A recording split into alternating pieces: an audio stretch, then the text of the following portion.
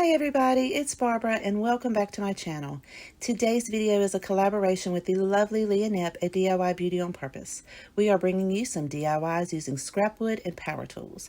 I'll have a link to her video in my description box below, so I hope you'll go check out what beautiful creations she has made today. Also, please make sure to follow all safety procedures when using power tools. For our first project, we're going to be making some wood houses.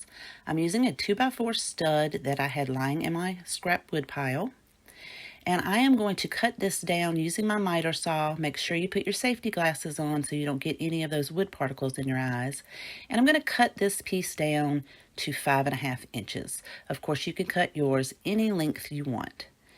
I'm then going to take that piece and find the center. Now, a 2x4 is not truly 2 inches by 4 inches. It is actually about 3 3/8 inches wide. And I'm going to find the center of that and make a mark right there at the top of the wood.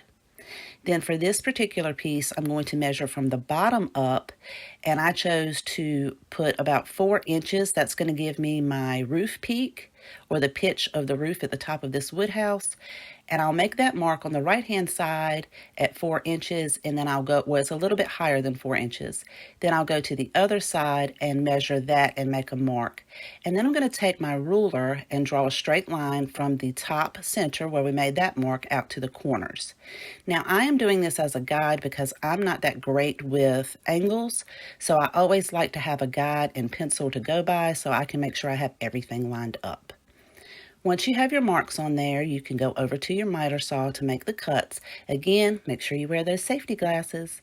So for my miter saw, if you're not familiar with miter saws, you just unlock the handle and then you can press that clip up and move it around until you get to your desired angle. For this, then you'll want to make sure that it's lined up, and then you can lock your handle back in place before you make your cut. And to lock that handle, you'll just twist it back to the right to lock it into place. Now on the left-hand side of this, it'll show you what angle degree it is, and you can go by that to make your other angle. So after I'll go ahead and cut this piece, I will make sure I look on the left-hand side, and actually for this one, it's about 40 degrees. And then I can unlock my handle and twist my miter saw around to get to that 40 degrees and then lock it back into place to make the other cut. And this just gives me a much better cut by having those lines to go by, because I have tried to cut these before without the lines and it just comes out a little wonky. Sorry for the elbow, you guys. Sorry for this little angle of the camera. Now it is a little rough cut there, but that's okay. I'm going to sand all these pieces down. I actually like all those little indentions and imperfections anyway. I'm going to cut a couple of different lengths. So I end up cutting an 8.5 inch tall one and then a 6.5 inch tall one. So I'll have 3 different lengths, and I'm going to do them all exactly the same way. Once I have all my cuts made, I'm going to use my orbital sander to sand these down. I love this sander. It is so easy to change the sandpaper. It has like a Velcro on the front. I'm going to start off with 120 grit. You just line it up with the holes and push it down, and that's it.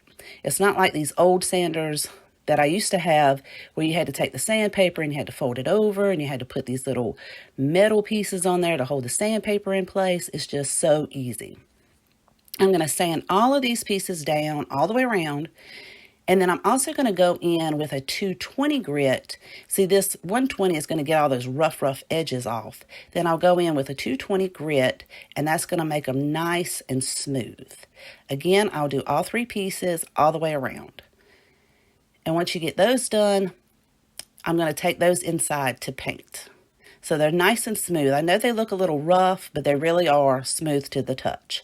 And like I said, I love all these little imperfections and the dents because I love Farmhouse, so I like all these little distressed marks on there. So now it's time to paint. I'm going to use my Waverly White chalk paint, and I'm going to paint the smallest and the largest one in the white paint. And then for the medium-sized one, I am going to be using my black chalkboard craft paint. I picked this up at Dollar General. And it does take 2 coats for the white, and I do paint the entire piece. And it only takes 1 coat of the black. So now I'm going to decorate each piece one at a time. So for the first one, I have gone to my Cricut design space and created a decal to put on here, which is actually scripture, 1 Corinthians chapter 13, verse 1. Love is patient, love is kind. I know not everyone has a Cricut, so I have free printables on my website for all of the Cricut decals I made today. That is in my description box below. You can just go over to my website and you can download these PDFs and print them out. And then you could use some graphite paper or carbon paper to trace those out. And then you could use like a white marker or whatever you choose to put these on. I also am using 2 of these wooden hearts stickers from Dollar Tree. And I'm going to go ahead and remove that little sticky piece off the back. And as you can see there, I've already painted one of them white with my Waverly White chalk paint. And that's the one I'll be using on the medium-sized house. I'm just going to put some hot glue and place that heart right there at the top. I also have each of my Cricut decal fonts listed in my description box below if you would like to recreate some of these decals yourself on your Cricut. For the smallest one, I'm just putting a traditional Bless Our Home on there. It is so cute, and I love how this one turned out. I don't even put any more embellishments on there because I just think it's so cute just the way it is. So again, in my description box below, I have a website that has all the free printables if you don't have a Cricut, as well as the fonts that I'm using today. So for the larger piece, I'm using another scripture, Joshua chapter 24, verse 15. I love this saying, and I'm going to go ahead and put that design down with put the Cricut design down, and then I'm going to go in and embellish this one just a little bit more. I'm going to be using that other wooden heart that you just saw previously. I'm going to use some apple barrel nutmeg acrylic paint, and I just watered it down just a little bit to give me a nice wood stain color. And then I'll just stain that piece of wooden heart and then let that dry. Then I'm going to take some hemp rope, or you could use jute cord, whatever you like. I just like hemp rope because it doesn't fray as much. And I'm going to hot glue that down to the back at the top of the house. And then I'm just going to wrap that around in a crisscross shape and then hot glue that down in the back. And then you do have to let your glue set up just a little bit before you flip it over so it doesn't stick to the table or anything. Then I'm just going to take that wooden heart and glue it right there where that crisscross pattern is at the top. And this house is finished.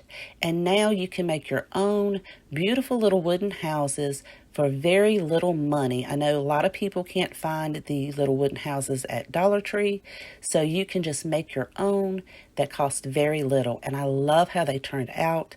Let me know what you think of project number 1. If this is your first time visiting my channel and you are enjoying today's DIYs, I hope you'll consider hitting that subscribe button and the bell notification. And I would also love for you to come visit me on Instagram at Country Lily Decor. Let's jump right on into our second project, which is going to be some wood candlesticks. I am using 2 of these legs. They come off of like a 1980s, 1990s coffee table. So if you're my age, you know exactly what I'm talking about. My husband and I disassembled the table and I said, oh, I want to keep those legs, so I'm going to use 2 of those in this project. I love the shape of them, but the top of it was a little bit taller than I wanted it to be, so I just measured about 1 3/4 inch down on both of those pieces so that I could cut those down. Now, my miter saw would not cut all the way through because the wood was a little bit thick, so I just rotated it around on the marks that I made and then cut it until, just keep rotating it until it cuts all the way through, and then it's just perfectly fine. Once I had both pieces cut down, I am going to go in and use my orbital sander to sand those down.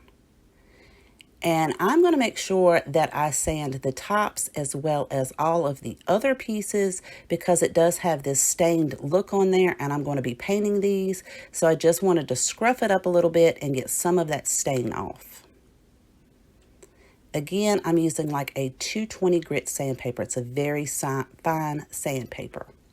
Once all of those are sanded down, I'm going to make sure that I wipe all of that dust off before I start painting. So for these two pieces, I am going to be using my Waverly White chalk paint, and I'm going to give these 2 coats, allowing them to dry in between coats. You could go for a 3rd coat, but I'm going to be distressing these, so I only used 2. It just depends on how you want yours to look. So I'm going to be distressing it with some black chalkboard craft paint. Again, you could leave this just as it is, or you could use the chip brush and distress it like I am doing here. So I'm just going to emphasize on all of the lines and then some of those round pieces, and then I kind of go all the way around, just distressing it until I get it to the look that I am going for. You could distress it more or less, however you like, your preference. Then you're going to want to make sure that you let that black paint dry before you move on to the next step. And I'm going to be using these 2 glass candle holders from Dollar Tree and then some E6000. So I put a very, very good amount of E6000 on the top of each of these wooden candlesticks. And then I'm going to take an old paintbrush, like one that you're not going to use anymore or it's just not any good. And I'm going to spread that glue around just a little bit to kind of even it out a little bit more. And I know it's going to look messy, but that's okay. When we put the glass votive on there, it will fix that. So I'm just going to center that up, and then I put a little bit of pressure and then kind of move it around to spread that glue out. Now I let mine set up overnight so that E6000 would really set in. And these are finished. You could put some regular candles in there or battery operated candles. You could put some greenery or some of those stones, whatever you like. And I think these turned out so gorgeous. Let me know what you think of project number 2.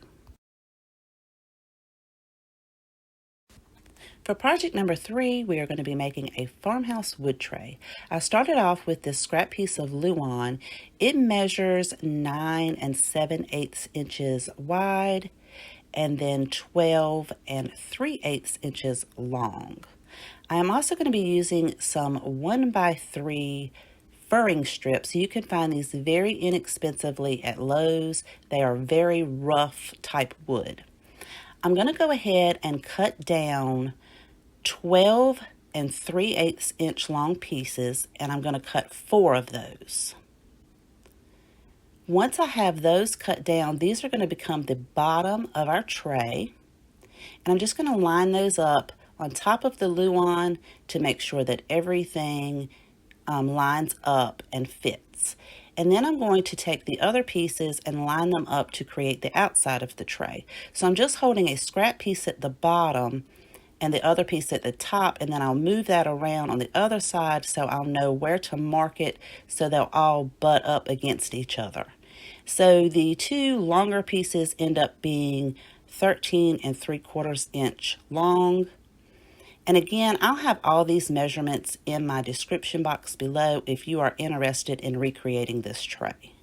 So you'll have those 2 13 3/4 inches, and then you can go in after that and measure your 2 shorter pieces.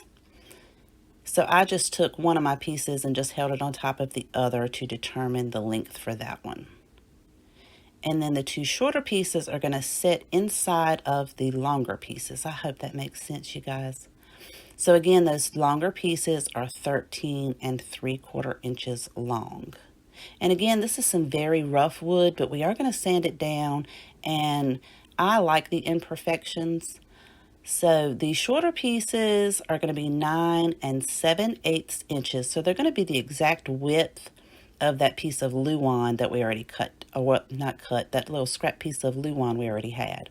So we're just cutting it down to the same width as that.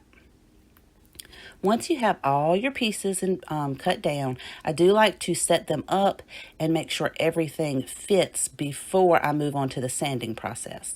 So again, I'm using my orbital sander, and I'm going over these because they are very rough. So I do take my time and sand the entire piece, because the back of a furring strip is very rough and the front is like the 2 rounded edges.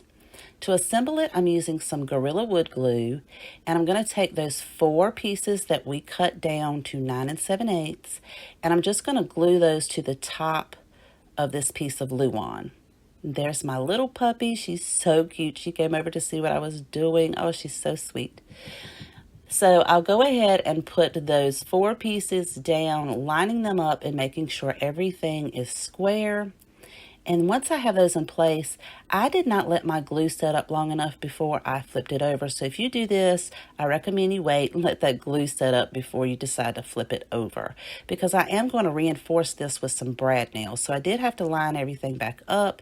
It was perfectly fine, just a little extra step that was a little unnecessary. So I'm just going to take my brad nailer and nail each piece of wood from the bottom through the luan. So it just attaches it and gives it some nice security. And once I am finished putting all of those in, I can flip it over and put my outside edges of this tray together. So once you have that flipped over, we're going to take the shorter end pieces and attach them first. Guys, I am so sorry. This is not in frame. I thought I had the camera up a little bit higher. So sorry you can't see this. You will be able to see it later on. I'll be able to show you exactly where I nailed it. But all I did was put some glue on those outside pieces and then attached those shorter pieces by using the brad nailer to attach it to each piece of wood there. Again, so sorry. Then I'll go in with the longer pieces and attach those. So I do make sure that I put glue on the shorter pieces that I already had on there, as well as that edge right there at the bottom. And then I'll just put my longer pieces up and attach it with the brad nailer on the 2 end pieces as well as the bottom of the tray. And I'll do that on the other side as well. And this is turning out so cute. I love how this tray turned out. I think it's beautiful. I hope you'll like it too. So once I get that done, this is where I had nailed it in and you couldn't see it in frame. So just put some nails down at the bottom and the side pieces, and then on the shorter pieces, I just went along the bottom. So for this tray, I am going to be painting it with my Waverly White chalk paint. And I actually only put 1 coat of paint on here because I am going to distress it. When I'm painting mine, I like to use an angled brush just to get down into those grooves and crevices and corners, and then I can come back in with a very thicker brush to kind of fill in all of the rest. Again, it only took 1 coat, and I do make sure that it dries completely before I move on to the next step.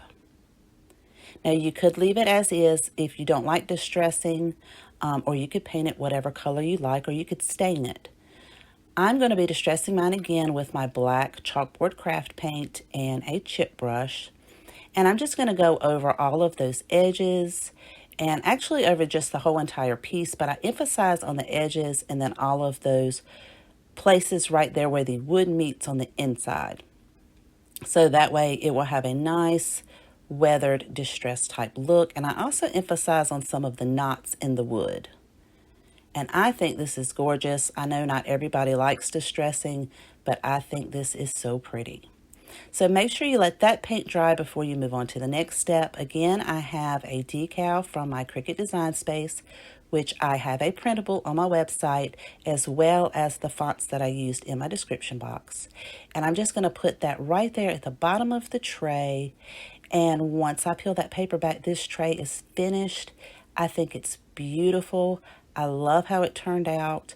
I hope that you like it too. And here I'm going to show you how I decorated it. I just think it's so pretty. You guys, if you have a favorite out of any of the DIYs today, please let me know in my comment section. I would love to know which one is your favorite. Also, don't forget to go check out Leonette's video, which I will have linked in my description box. Please take care, you guys. Thank you so much for watching, and I will see you guys next time.